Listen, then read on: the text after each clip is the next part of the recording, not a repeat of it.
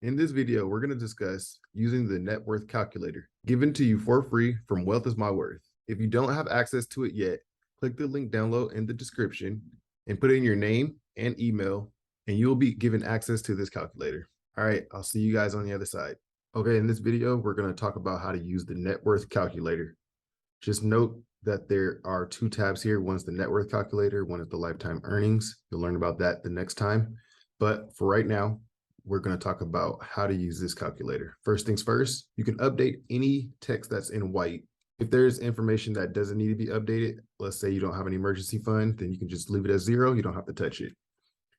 As you can see, this has a balance. I added 100 in right here. You can easily change any of this information that's in white, but nothing else. Okay, so starting off, let's talk about your assets.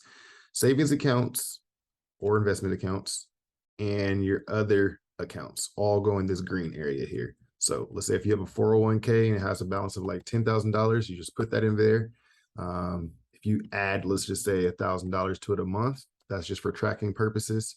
But what you'll see is your assets here change to 10,000 and your total net worth change to 10,000.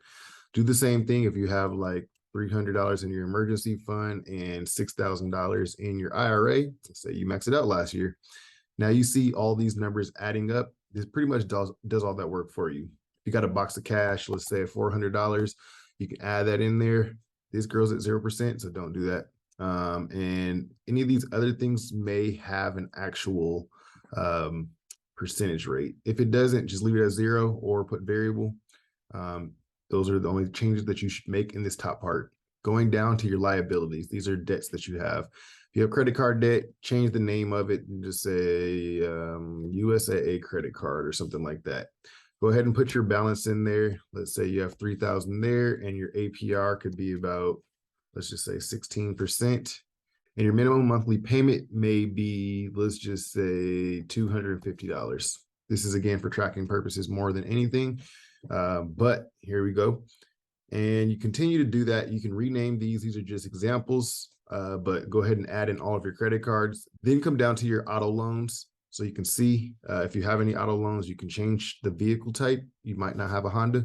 Go ahead and put in the amount that you owe on that vehicle, $16,000. Let's just say at a 4% rate, and your monthly payment is $350. Okay.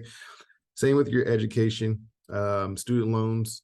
I know they may be in deferment or may not. Just put whatever the value is right now. Let's say you owe $20,000 on one of your loans and it has a 0% fee. Let's just actually put 5%.